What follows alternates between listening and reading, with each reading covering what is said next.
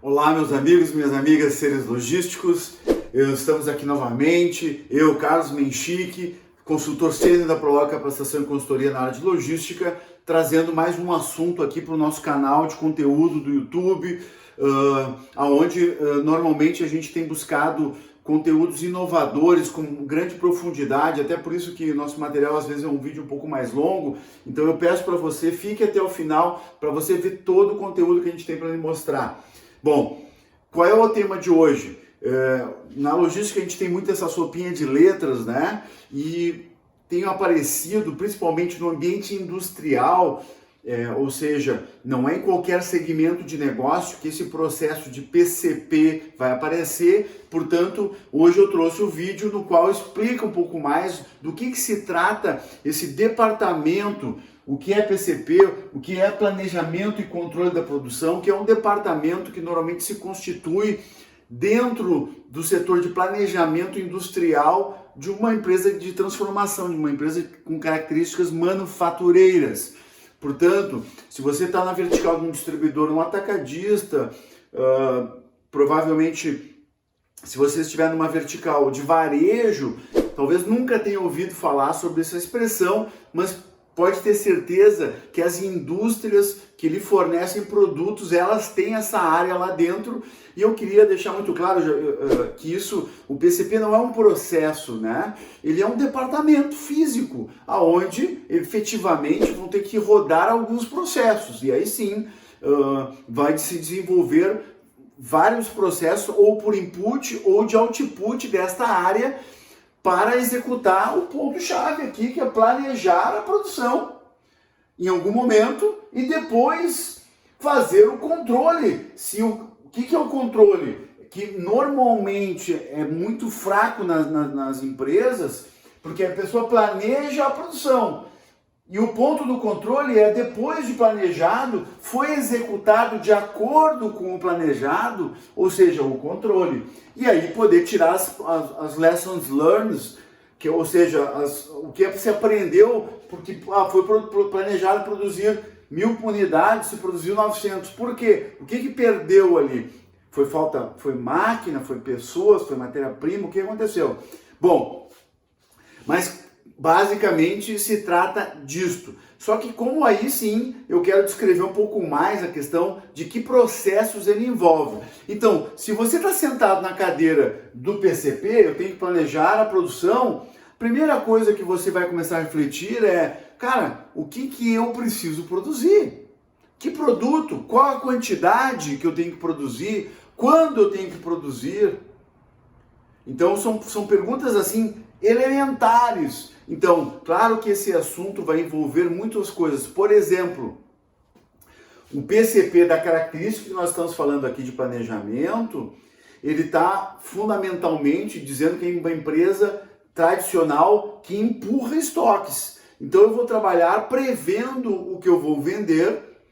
E se você tem dúvidas sobre isso, por favor, dá uma olhada nesse card aqui, onde a gente falou sobre isso. Que são os sistemas produtivos, quais são os empurrados e puxados. Então, nesse caso aqui, vamos supor que essa fábrica aqui seja uma fábrica do exemplo que eu adoro, que é o arroz. Eu sempre dou exemplo de arroz. E a fábrica do arroz, ou seja, ela está empurrando a produção. Então, a primeira informação que o cara vai querer saber, bom, eu tenho que saber o que eu vou produzir. Portanto, qual é a pergunta que se faz? E aí vem a bola de cristal, quanto vai vender? E existe um processo dentro das empresas chamado S&OP, e inclusive eu botei aqui o que é a palavra em inglês e vou tentar explicar o que significa isso. S&OP é Sales and Operations Plan, ou seja, nesse processo do S&OP, a ideia é trabalhar o que será vendido a nível de SKU. Então não adianta dizer, vou vender R$1 milhão. Eu brinco muito com esse negócio, assim, quanto vai vender? R$1 milhão. Espera um pouquinho, mas eu não produzo reais, infelizmente. Eu sentado aqui no PCP, desculpa, eu não produzo reais, eu produzo SKUs, então eu preciso saber quanto de arroz, pegando o arroz aí, então a nível de SKU, eu teria que saber, o arroz de 1 quilo de 2 quilos, de 5 quilos. Aí vem os sabores, arroz branco, integral, parboilizado, sei lá se tem outros sabores, mas todos os sabores e todas as embalagens teria que ser determinado a estimativa de venda com um cenário. Aí depende muito da empresa que estiver produzindo. Se a empresa de produção for uma empresa que trabalha com insumos nacionais, a visão de estimativa de vendas pode ser bem menor. Se eu estou trabalhando com componentes importados, eu vou ter que olhar com um panorama muito maior. Então aí varia em função do tipo de negócio. Portanto, essa resposta é uma variável, né? Então, eu vou ter que analisar o sistema produtivo para poder interpretar que nível de visibilidade o S&OP vai ter que me dar de quanto eu tenho que enxergar para frente da previsão de vendas propriamente dito a nível de SKU. Bom, aí eu do planejamento recebi, portanto, olha a setinha aqui, ó, eu recebi da área responsável pela área de vendas, por exemplo, ou seja lá quem for, responsável pelo planejamento de demanda, eles já entregam, dão esse input para o processo para mim poder desenvolver o meu MPS. Estamos aqui. O Master Production Scheduling, ou seja,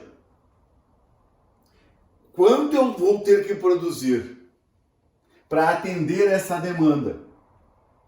Então, eu vou levar em consideração aqui um cálculo básico, né? Algumas planilhas básicas com relação a isso cara, qual é o meu saldo inicial do estoque? Então, meu estoque inicial. Eu tenho 100 unidades. Quanto eu preciso produzir? Quanto vai vender? Né? A venda. O S&OP informou, vai vender 80. Então, aí eu tenho quanto eu tenho que produzir para chegar num determinado nível de estoque aqui. Vamos supor que esse estoque de 100 aqui tenha sido baixo, ele é menor do que eu gostaria que fosse, em função do planejamento dos estoques de segurança da empresa. Se você tem dúvida de como faz o cálculo de estoque de segurança, por favor, clique no card logo na sequência, que ele é fundamental para montar o teu planejamento mestre de produção, que é isso que nós estamos fazendo aqui. Então, vamos supor que eu queira ter um estoque aqui um pouco maior, vamos supor que deveria ser em torno de 200 unidades no estoque de segurança, determinístico, calculado matematicamente, de acordo com o método do vídeo que você vai ver na sequência. Então, aí ele vai dizer, aqui é essa matemática que nós estamos fazendo. Bom, eu tinha 20 estoque, eu quero ter 200, então eu vou ter que produzir 220 aqui. Se a minha conta não estiver errada, eu tenho que fazer, minha produção tem que ser 220. Então, neste momento, eu estou vendo a necessidade da produção. Vamos ver se eu não errei. 100 menos, vendi 80, sobrou 20. Eu quero ter 200, então eu tenho que produzir 220. Então, o meu processo, minhas planilhas de Master Production Schedule diz que eu tenho que produzir desse item 200. E aí, o que eu faço com isso? Claro, nesse caso aqui eu estou falando de um item, mas tu tem que fazer, obviamente, para todo o portfólio de produtos da tua empresa. Depois disso, eu vou para o meu MRP e meu MRP2. Existe uma diferença entre as siglas. O MRP normal é Material Requirement Planning, planejamento das necessidades de materiais, focado em materiais. E o MRP2 é Manufacturing Resources Planning, ou seja, o planejamento dos recursos necessários para manufaturar. Então, MRP iniciou, foi o primeiro sistema, a primeira metodologia, e normalmente isso aqui, pessoal, está inserido dentro do teu sistema de gestão da empresa. Normalmente ele vai estar dentro do teu ERP. Serão funcionalidades que vão estar dentro do teu sistema. E o que fazem essas funcionalidades? Elas fazem o desdobramento da tua fórmula de produção. Então vamos lá, vamos pegar um exemplo aqui simples, um bolo, famoso bolo. Vou produzir um bolo de chocolate. Então, quais são os materiais que eu preciso? Quais são os insumos que eu vou precisar de bolo? No MRP, mas eu também quero determinar quantos fornos eu vou precisar, quantas horas eu vou usar do meu forno, quantas pessoas eu vou precisar para fazer, para cozir, para fazer o bolo, quantos cozinheiros, quanto de mão de obra eu vou necessitar. Então, esses cálculos serão tirados de dentro dessa operação aqui, que é o MRP. Eu vou botar aqui, ó, MRP2. Então, daí o MRP2, para ele rodar, eu preciso saber quais são as capacidades produtivas. Então, as capacidades produtivas vão ser entregues também por um processo onde vai determinar as capacidades produtivas, quanto eu produzo por equipamento, por hora, e obviamente, há também a necessidade de pessoas, de recursos para fazer essa produção. Isso se chama CRP, Capacity Requirement Planning. Também é um outro instrumento que tu vai dar input para dentro da operação do PCP. Então, propriamente dito, o PCP é algo aqui, ó. Esse aqui basicamente é o escopo do PCP, com o input de sales, né, da demanda, e com o input de industrial aí das capacidades das máquinas para produzir. Ele rodando isso, ele vai gerar outputs, ó, entregas. Ele vai gerar aqui o boom. Um barulhinho chato dessa caneta. O boom. O boom é o quê? O Bill of Material. Que nada mais é dizendo o seguinte, olha, baseado nos meus estoques iniciais, baseado na necessidade de matéria-prima para tu produzir, você vai precisar comprar a tua lista de compras. Aqui tu vai no supermercado fazer as compras. E que ela vai ser entregue para a área de compras da tua empresa e rodar lá com seus fornecedores as necessidades. Claro que isso aqui ainda vai estar aberto por data da necessidade. Ele tem que abrir as datas da necessidade. Bom, eu vou produzir um determinado produto no Master Plan, eu não sei quando, mas quando eu rodo o MRP, eu já vou dizer, olha, dia 12 de junho eu terei que produzir esse item. 12 de julho terei que produzir esse item. Então, antes do dia 12 de julho, eu tenho que receber 30 dias antes, por exemplo, daí depende dos lead times da empresa, eu tenho que receber os insumos para fazer a transformação de acordo com a minha capacidade produtiva, para o produto estar pronto e eu ter produto suficiente para expedir, sem faltar estoques. Então, é um monte de cálculo, sim, por isso que se usa muitos sistemas para poder gerar essa calculeira toda com as datas acordadas, controlando os estoques iniciais, estoques finais, para poder garantir a precisão. E por isso, por exemplo, para rodar esse MRP aqui de forma concreta, um dos maiores problemas para rodar o MRP é justamente a falha de informações. Por exemplo, se eu estou com estoques inacurados, sem acurácia dos estoques, eu não consigo rodar o MRP. Já não vou conseguir. Eu do PCP já não vou conseguir rodar. E o outro output aqui é o plano de produção, é as ordens de produção. Ordem de produção. Dia tal, já tem que sair todas as ordens de produção para aquele dia, para a operação rodar. Depois que eu terminar isso, eu vou fazer o processo de controle, que eu já comentei logo no início, como é que deveria ser desenvolvido. Então, dessa forma, tu enxerga claramente todo o desenvolvimento da responsabilidade do Departamento de Planejamento e Controle de Produção. Inclusive, se tu tem dúvida como é que ele está estruturado, nós desenvolvemos um vídeo de cargos e salários, onde a gente fala sobre essa área, esse departamento dentro de uma indústria. Pode clicar no card ali para você dar uma olhada. Agora eu vou mostrar como é que isso se fica dentro da tua empresa. Observem só. Então, eu agora vou tentar resumir aquilo tudo que a gente falou de uma forma mais esquemática, que espero que isso ajude também a exemplificar como é que se estrutura isso dentro da tua empresa. Se tu tem nesses limites aqui o teu sistema de gestão empresarial, o teu ERP, Enterprise Resources Planning, você pode ser da marca SAP, pode ser da marca TOTS, pode ser vários outros fabricantes aí de ERP, lá dentro do ERP, que vai ter a funcionalidade do MRP2 inserido dentro do teu ERP, principalmente se tu for uma indústria, e esse MRP2, Dentro dele vai ter o planejamento de materiais, que é o MRP1, junto com o Bill of Materials. E também vai ter a área de capacidades de hora-homem, de máquina e etc. Que tu vai, e muito difícil, inclusive eu, particularmente na maioria das empresas que a gente atua em ambiente industrial, é difícil as empresas terem esse tipo de informação, porque isso a gente tem que ter a capacidade de não somente das máquinas, mas também das pessoas. E as pessoas, quando envolvem as pessoas, elas têm muita variabilidade. Então tem que fazer todo um estudo de tempos e movimentos lá para poder descobrir qual é o número certo. Portanto, normalmente, assim, já é difícil encontrar uma empresa que rode MRP, o MRP2 ou MRP adequadamente. Até eu comentei problemas de estoques, de saldos, fornecedores inadequados, principalmente a baixa qualidade de fornecedores. Complica muito, porque se o cara não entrega de acordo com as datas programadas, já começa as reprogramações aqui do processo de PCP.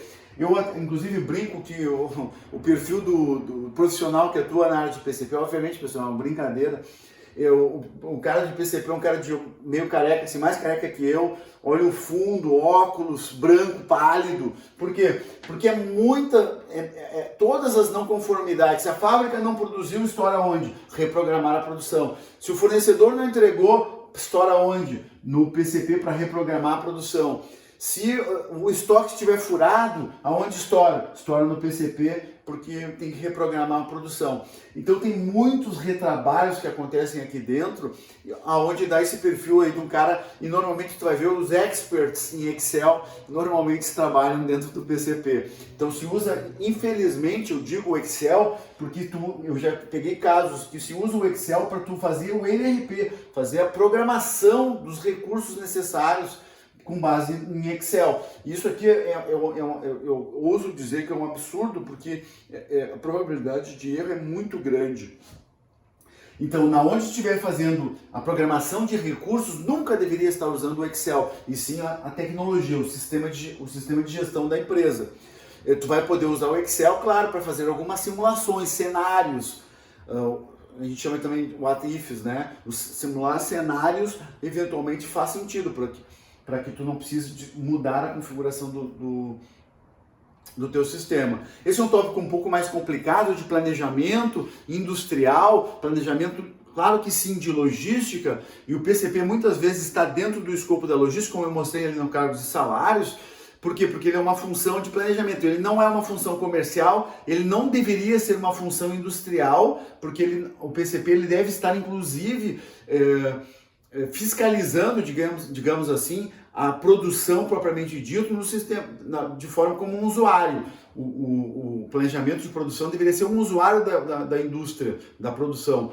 Produza tanto e a produção vai lá e produz. Se a produção tiver matéria-prima, se tiver máquinas, se tiver pessoas, a produção sai de certa forma relativamente fácil. A complexidade normalmente está justamente em garantir a produção com todos os recursos necessários, né? Matéria-prima, pessoas, máquinas, energia, para poder fazer a produção fluir. O que eu tinha para mostrar para vocês era isso. Espero que tenham gostado. Não se esqueçam de dar seu like, não se esqueça de se inscrever no nosso canal, pessoal.